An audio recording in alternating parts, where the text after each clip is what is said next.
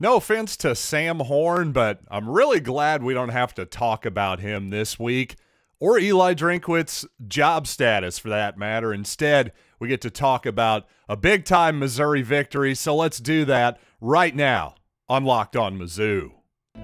You are Locked On Mizzou, your daily podcast on the Missouri Tigers, part of the Locked On Podcast Network, your team every day.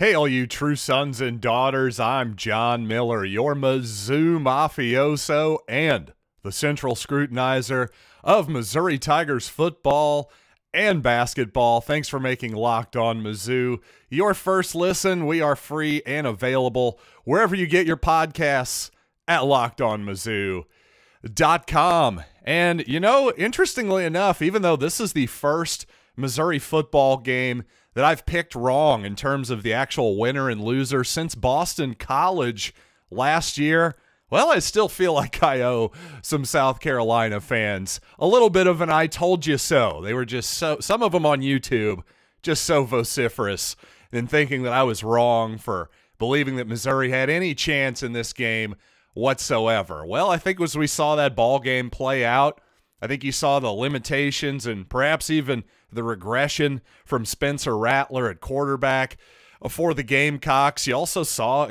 once again, a really aggressive and solid Missouri defense that is basically about as close to 100% healthy as you're going to get at this point in the season. But what I didn't expect, and this is why I didn't ultimately pick Missouri last week, I didn't expect that efficient of a Missouri offense. In particular, I thought this was Brady Cook's best game as a Tiger this season to me. And it wasn't perfect, by the way. I thought there were a couple real notable mistakes by Cook.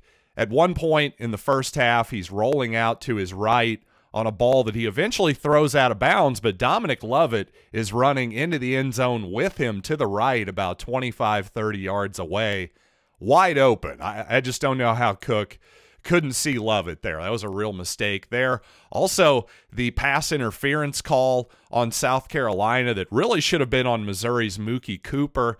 That's a ball. I like the aggression at some point. If it's one-on-one, I'm okay with it, but especially at about, I don't know, what is Mookie Cooper 5'7"? That's probably being maybe even a little bit generous. He's really fast, but throwing a ball up into double coverage with him should have been offensive interference on Cooper, but again, actually a really smart play by him. He grabs the player by his jersey. I'd much rather have a 15-yard penalty against Missouri than an interception, so probably the right play by Cooper. Missouri, of course, gets really lucky. But honestly, though, I thought Brady just did exactly what Eli Drinkwitz asked him to do, though, for the most part. Ended up keeping the ball in the run game at appropriate times, showing off his really impressive straight line speed and decision-making, maybe in those option plays, threw some really good downfield balls when he actually pulled the trigger, right, and made some nice completions down the field. It just seems like his confidence is starting to go up a little bit the last few weeks. And that makes sense, of course. With experience should come confidence. I think ever since Kansas State, I think Brady's been a lot better since then. And a lot, of course, was made about the second half against Vanderbilt, where Missouri only attempted 6 passes and completed 3 for a handful of yards. I can't remember how many yards it was, but I think something that I forgot about and didn't mention last week is that was a really, really windy football game. That's something, if you were tailgating like I was before the game, I'm sure many of you did on that nice homecoming afternoon, but I was playing cornhole, and fortunately, me and the player I was playing against, our old buddy Blake Stark, well, we had the win, so we didn't have any problem getting the bags into the hole. But the guys who were going into the wind, they were struggling badly to even score a point. So my point is that was basically kind of old-fashioned Big 12 football there, right? A game on the plains with 20, 25-mile-an-hour winds, that's really going to affect your passing game. Well, that wasn't the case. Fortunately, no monsoons this year in Columbia, South Carolina. And again, other than a couple notable mistakes, I thought Brady played really, really well and did exactly what Missouri asked him to do. Now, obviously, he was helped by a very efficient running game on Saturday. Just much fewer losses, especially on first down. As I've said before, nobody loves a 2-yard gain, right? But a 2-yard gain is so much better than a 2 or 3 yard loss, even on first down. The difference is really stark. When you're just moving forward, football's a heck of a lot easier. And, well, Missouri did better than that a lot of times. And I thought Cody Schrader obviously ran the ball well. It seemed like putting EJ Doma Ogar in at right guard made a difference as well. And impressively, I thought, obviously with a loud South Carolina crowd, Brady Cook definitely was changing calls, changing protections on multiple occasions. And despite, I believe, 3 false start penalties, one I think was maybe even a little bit Brady's fault, going a little bit too fast when they still had 7 or 8 seconds left on the play clock. Just thought the communication overall by the whole team offensively, but especially that offensive line was just noticeably better today. And again, the sideways runs, a lot of those sort of outside zone plays on Saturday, seem to be replaced more by the quick passes to the outside. A lot of stuff where you'd get somebody like Dominic Lovett in motion and then throw it to him quickly, and that's the kind of thing that stretches the defense out horizontally instead of those outside run plays. That's why I said it sort of replaced them, essentially. Well, it seemed like that combination with a little bit more inside running and a few more deep shots as well mixed into it, it really seems like Missouri figured out at least an effective plan offensively. I don't think they're going to turn into the 2007 Missouri offense anytime soon, but it should look a lot more effective moving forward than it did in that Vanderbilt victory. You know, I talked quite a bit last week about Luther Burden's troublesome high ankle sprain. Well, he looked absolutely fine, and you know what? Dominic Lovett looked a little bit banged up in the South Carolina game, but still just an incredibly productive game from that true sophomore receiver. Looking like definitely the best receiver on the squad, one of the best leaders as well. Couldn't be more impressed with him so far this year. So let's talk more about Dom. But first, I got to say, speaking of production, my wildly effective winning streak here on betting the under the total in Missouri football games. Yes, we did it again, ladies and gentlemen. Chalk another one up in the win column for ya boy. But you know what? This week over at BetOnline.net, I think they may have finally gotten on to us. Like I said before, the law of diminishing returns is undefeated. 42.5 is the total. That's the open for Missouri, Kentucky. That seems pretty fair to me. I'm probably going to stay away from that one. Not really sure what to do with the line yet. Missouri, a 2.5-point underdog here at home. That's about what I would have expected as well. 3 was my guess. So you know what? Let's do some more homework. Figure that out in due time this week on what moves we want to make, if any. But speaking of moves, all the moves you want to make, whether it is football, basketball, foitin', golf, the whole deal, they've got you covered over at BetOnline.net. Where the game starts. Thanks for making Locked On Mizzou your first listen today. For your second listen, check out Locked On Sports today. From the games that matter to the most exciting stories in sports, go beyond the scoreboard and behind the scenes, with local experts and insights only Locked On can provide. That's Locked On Sports today, available on this app, YouTube, and wherever you get your podcasts. And you know what? Former Columbia Tribune sports editor Joe Waljasper on Twitter during the game had a funny joke, as he often does. A low-volume tweeter is Joe Waljasper, but a high-efficiency tweeter also is Joe Waljasper. Another funny one from him, in my opinion. He said, Dominic Lovett is Fred Sanford between plays and Usain Bolt when the ball is snapped. Well, to that point, Lovett only played 24 snaps in the ball game on Saturday and often was seen sort of limping off the field, grimacing between plays. But each and every time he was targeted, 10 times in fact, well, he caught the ball and generally made something happen with it.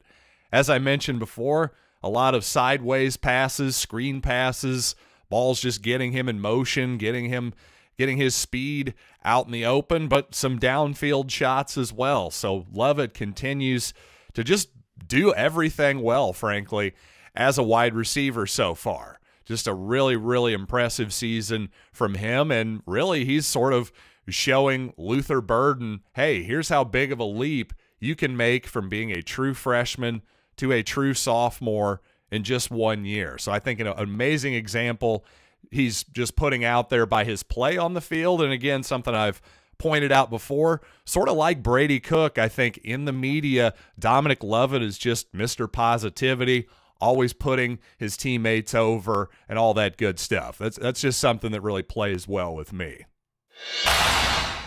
By the way, when Missouri was up 17-7 there in the second half, I believe they had a 4th and goal from about the 3-yard line, and out trots Harrison Mevis for a field goal. Well, I know some Missouri fans wanted the Tigers to go for it. And in a lot of situations, I would totally agree with them. But at the time, in the moment, I thought, hey, this is probably the right call, considering South Carolina has only scored 7 points so far in this ball game. Hey, getting Missouri up to 20, even though, yes, it's still a 2-possession game regardless there. It'd be nice to make it 3 by pounding it into the end zone. I just frankly had more confidence in Mevis making that kick, our defense holding South Carolina to less than a touchdown, which ultimately happened, by the way. But, of course, Mevis ends up missing the kick. And now it's to the point where I have to actually make this part of the calculus going forward, because now I'm more confident in Mevis from 50 yards than I am from 30 yards, which doesn't really make a lot of sense. It's sort of like a putter with the yips from 3 feet at this point, a guy who can drain them in from 15 or 20 feet, but somehow when it gets between 3 or 4 feet, he doesn't have the right stroke or something like that. It seems like that may be happening with Mevis. At this point, it's not just a small sample size. After the Auburn game, I just thought, it's one kick, stuff happens. Well, at this point in the season, it's not just one kick. And I'm not saying we need to bench the guy or anything, but I do have to say, from now on, if it's 4th and goal from inside the 5, well, listen, if it's Madden and I've got the sticks and I've got Patrick Mahomes, I'm going for it anyway. But even if you're Missouri and you're a little bit shaky, maybe in your short yardage play calling at times, well, Drinkwitz, you better draw up some good ones, because I think at this point relying on your field goal kicker may be a bit of a fool's errand, at least from those short yardage situations, really deep inside enemy territory. I think the risk is no longer worth the reward. And speaking of Eli Drinkwitz and his play calling, well, I've definitely had my criticisms of it. Missouri fans have had a lot of criticisms of Drinkwitz play calling. Some of it fair and some of it not fair, in my opinion. But Drinkwitz did share something last week, actually before the South Carolina game, that I meant to get to, just time didn't quite permit it. But I was really impressed with his comments, so I want to talk about those right after these quick words. Well, not only have a lot of Missouri fans been critical of Drinkwitz's play calling, of course, there have been outright calls for him to hire an offensive coordinator, take some load off of his plate, if you will. Well, interestingly enough, Drinkwitz seemed to pretty directly address that whole idea last week before the South Carolina game. He said, quote, "I think one of the things that I have accepted the challenge right now is that this situation is one I've created and I need to fix it. It's not somebody else's responsibility. I can't walk out of that room right now because it's not working. I got to dive in there with everybody and say, okay, what can we do? How can I help these guys? And so whatever the future might hold as far as that, we'll decide at the end of the season. And then he goes on to continue here. I do think the past 2 years of college football's changed quite a bit, and my job descriptions changed quite a bit with full-time recruiting as far as now your own team, the portal, high school, and NIL. There are some responsibilities that led me to say, okay, I wasn't going to be able to continue to coach the quarterbacks at the level that they needed to be coached. And so I'll just have to reevaluate at the end of the year and say the same thing there. Now, obviously, that's him rather directly, again, addressing the idea of should he have an offensive coordinator. And to me, that answer, I just don't think I could ask for much more at this point. Because, again, like he says, as he alluded to there at the beginning of that quote, it's too late for him to just say, heck it, here, somebody else take the reins as the play caller. It's not as though if he's going to hire an offensive coordinator, well, he can't hire him right now. That person may well be hired in the middle of their own season right now, number one. And number two, how in the world is he going to have time to scour the college football landscape for an offensive coordinator? And again, just handing it over to somebody who's already on staff, well, that's not really fair to that person. And is the offense going to really change in that scenario? So realistically, yes, if this is going to happen, it's going to have to be something that happens at the end of the season. Not even really worth thinking about right now, except just in the general fashion that he put out there, which is, hey, I'll do whatever it takes to make this football team better. I just like that Drinkwitz wasn't stubborn there and just, digging his heels in and saying, I call the plays and that's how it's going to be. That would have disappointed me a little bit. Now, again, I just want to be really clear here. Maybe it is the right thing for Drinkwitz to continue to call plays. I just like the idea that he's open to a change, and especially for the reasons that he laid out. The full-time recruiting. Again, like he said, the last 2 years, the sport has changed in really dramatic ways, in so many different ways. He mentioned the transfer portal. Well, really what he means is the ability to transfer without consequence, seemingly each and every year. That's what the portal really means. The portal is just a shorthand for that, obviously. And with NIL and seemingly every year, the top guys in high school, you might have to get them by their junior, certainly by their junior year, even sophomore years. You're talking to these guys, freshman years at this point.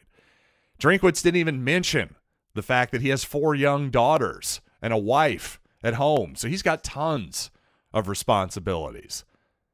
So, again, I just like the fact that he's open to the idea of change. I like that he's acknowledging that, obviously, yes, this hasn't gone as perfectly as he or anybody else would have liked to imagine. But, again, at this point in the season, I appreciated that he at least addressed it a little bit. And considering it's this point in the season, I don't really know what anybody else could have expected him to say there. I don't have any criticisms for it whatsoever. And, in fact, I applaud his attitude. And finally, one more thing on the Missouri defense. Obviously, to criticize the Missouri defense at all after that performance and just the last few weeks in general would be pretty nitpicky, wouldn't it? But, hey, that's the point of a podcast, is to get a little bit nitpicky. So if you were going to pick some nits there, once again, I think Missouri gave up a couple key scrambles by Spencer Rattler on some third down plays that were somewhat costly. But at the same time, I have to admit, as much as I love watching Missouri play this aggressive, blitzing, usually man-to-man defense that they've been leaning on here in recent weeks, well, occasionally if you're going to do that, I guess that's going to leave you a little bit exposed to the quarterback scramble. And just to me, on 2nd and 8, I can live with that. It's just when it's 3rd and 6, 3rd and 7, I would like to see Missouri maybe make a slight adjustment there, whether it is a QB spy